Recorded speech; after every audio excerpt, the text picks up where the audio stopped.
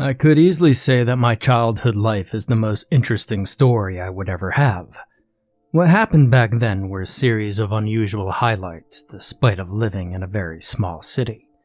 I could say that the things I saw could only be seen by others in their dreams, but not all of them were pleasant and dreamy. Along with the fulfillment of childhood curiosities were tragedies and nightmares brought to reality. And it all became possible because of a peculiar kid named Theodore. I was just about 8 years old when I first met Theodore. I used to spend most of my time at the playground near our house as my mother would chat with the other parents for hours on end. I saw this kid playing all alone in the sandbox, and I wanted to play with the sand as well. And I somewhat felt bad that he was playing on his own, and so I joined him. Theodore was a very shy and timid child. I had asked him 3 times before he was able to utter his name, and he even stuttered during the 3rd time. It was obvious that he wasn't used to people talking to him. I kept on engaging him in conversation for an hour, as the 2 of us were playing with the sand, until some other kids came along and wanted the sandbox for themselves. It was unfair that we had to leave since these bullies could just play elsewhere. They could just join us if they wanted to, but they wanted us to leave. I immediately refused, but Theodore thought otherwise. No, I was just a child. What happened next just made me fear playing in a sandbox ever again, but I didn't really require a plausible explanation for what happened. One of the bullies tried to scare us and said that there would be snakes and scorpions buried in the sand. I told him that we weren't as gullible as he thought, and I just laughed it off at first, but I was wrong. Theodore believed this boy and said that he saw something move under the sand. And then all of a sudden, 2 snakes crawled out from underneath, and a couple of scorpions followed. All of us screamed and we ran away from the sandbox as fast as we could. The parents panicked and the sandbox was removed from the playground permanently. Nobody knew how those things got in there. They just assumed that someone was just playing a sick prank and placed them in there. I had played in that sandbox a number of times. The only difference on that particular time was one thing: Theodore. Despite of what happened, Theodore and I started to hang out more often. I really didn't care much about having any friends or who they would be, and it seemed that he badly wanted one, and so we clicked almost immediately. He became more comfortable talking to me, and he would openly share his imaginative thoughts with me. We often just lied down on the grass and stared at the sky, and Theodore enjoyed matching the form of the clouds to animals. Oddly enough, despite me being completely unimaginative, I could clearly see the animal formation of the clouds that he would point out. In a bizarre way, they looked exactly like the animals he would compare them to. A cloud that he would describe as a horse would have a thick neck and long muzzle, complete with long legs, wavy mane, and a tail.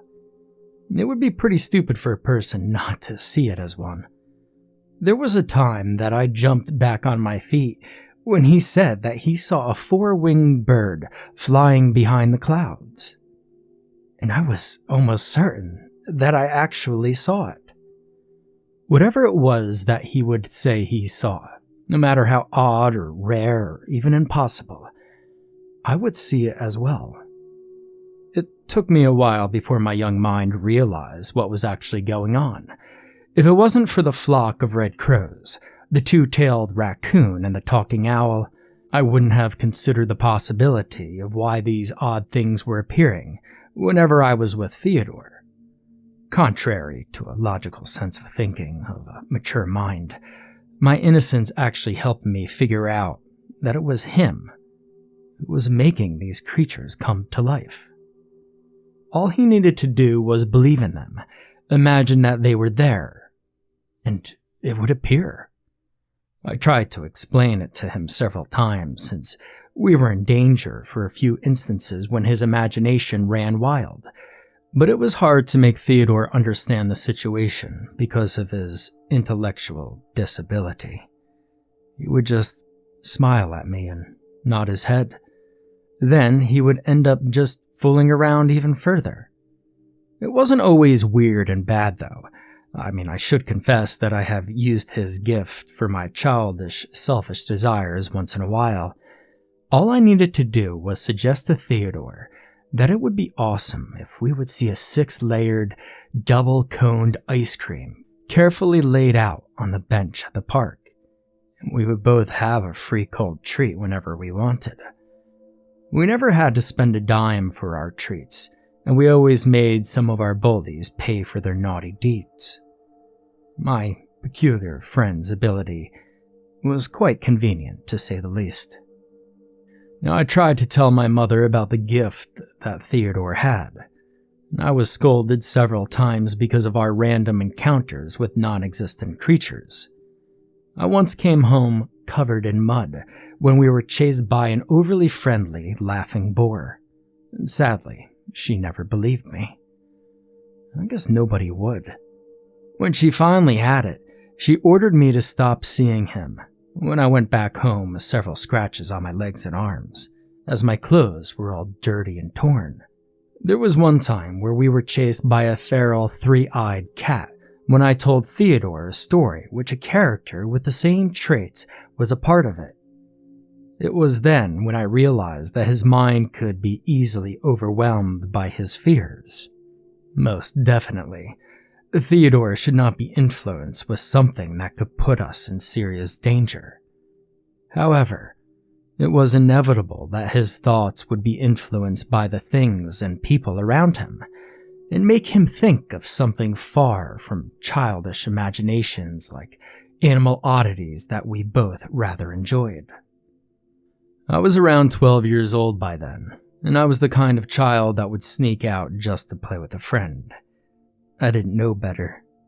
Because of my selfish desire to save myself from my mother's punishment, I disregarded the possibility of Theodore's gift to go wild. There was nobody else around him but me, and occasionally some bullies. I was probably the only person that was keeping Theodore's imaginations in check. But as a result of my carelessness, one of the most tragic incidents happened in our city a week after I was told by my mother not to see him. Our community was deeply devastated by the sudden appearance of a sinkhole that swallowed a few known establishments and claimed the lives of 8 people. I didn't think that Theodore could cause this kind of tragedy at all, until I'd recently bumped into him again and discovered that it was in fact his doing without him knowing. What triggered this incident was nothing more but a mundane activity for most kids.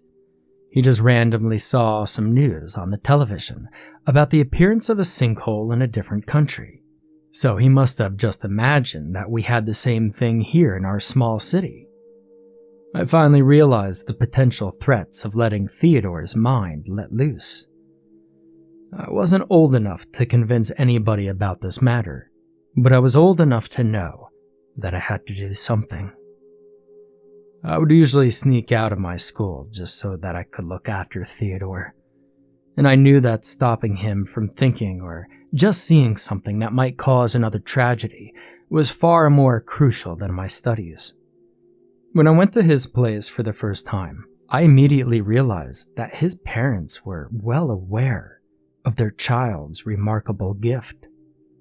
Unfortunately, they both passed away early. His room was filled with old toys, and there was no proper reading material at all. I could see some torn pieces of magazines and newspapers, but there were no textbooks nor any children's books, and I assumed that they intentionally didn't teach Theodore to read. It was a harsh and sad approach to deal with his special condition, although I understood why.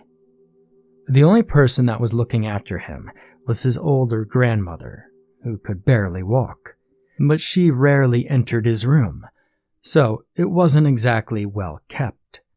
Her grandmother gets tired pretty easily because of her old age, and Theodore would sometimes sneak out and peek in her door. It was how he was able to watch the television, since there was only one in their house, and it was in her room. His situation was both dangerous and sad.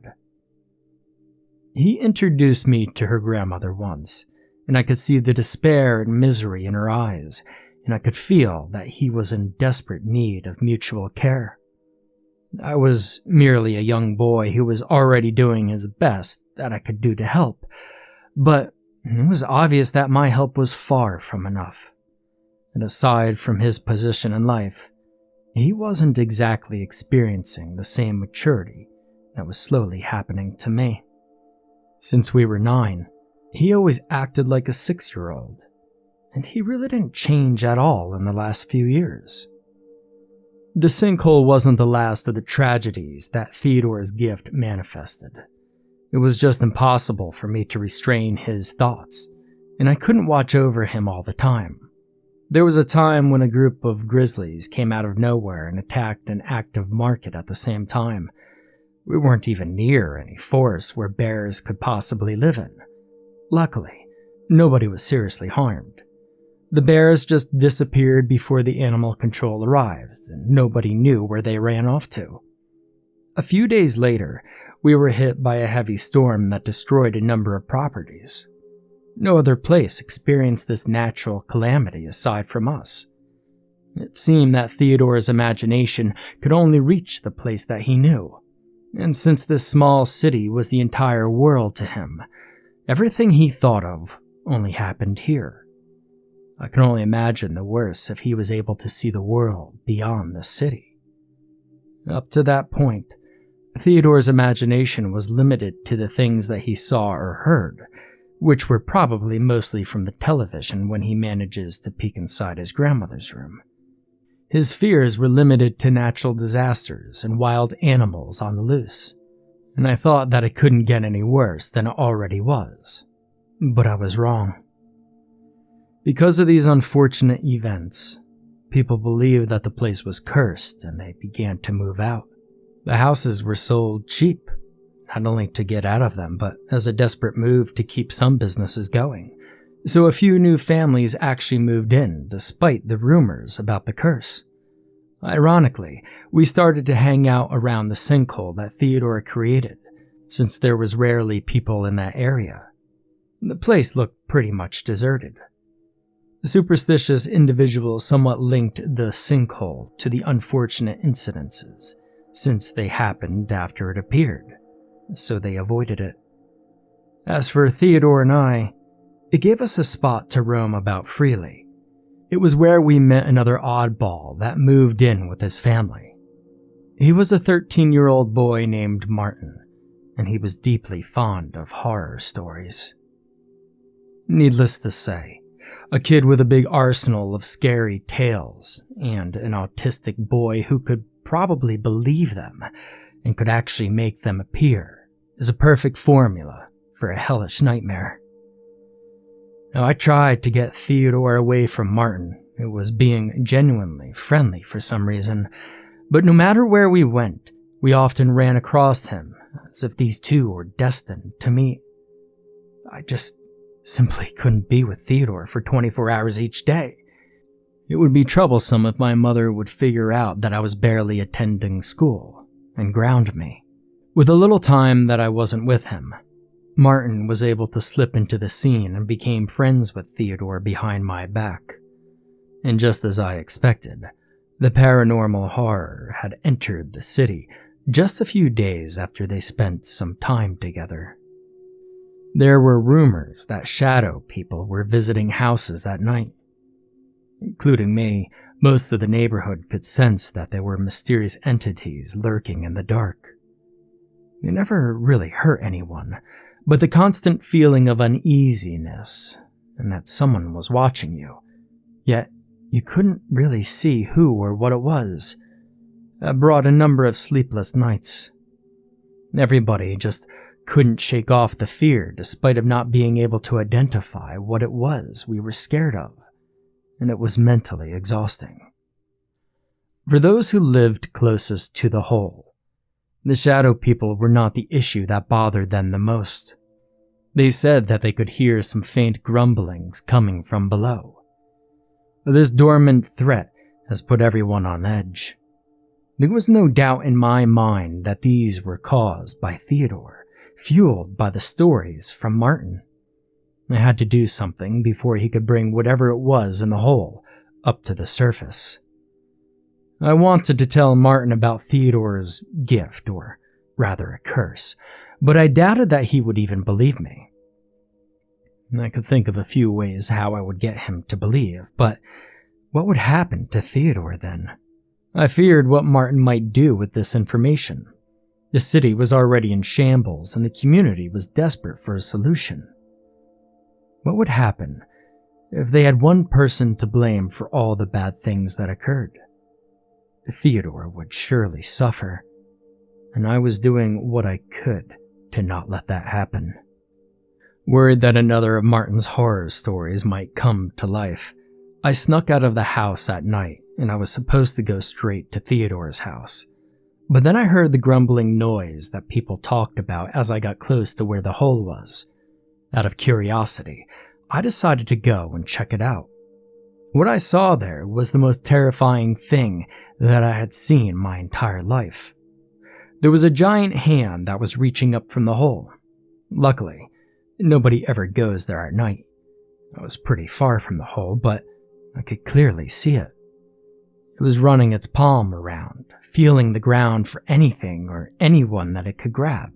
Its skin was shadow black, and its nails were long and sharp.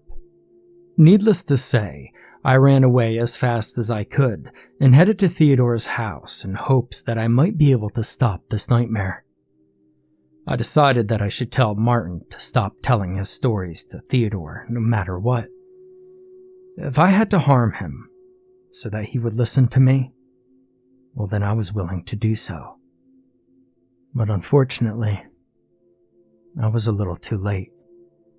When I arrived and was about to enter Theodore's room from the window, I saw both Martin and him on top of the shelves mounted on the walls with a horrified look on their faces. I knocked on the glass to get their attention, and Theodore immediately jumped off the shelf and ran towards his window so I could enter.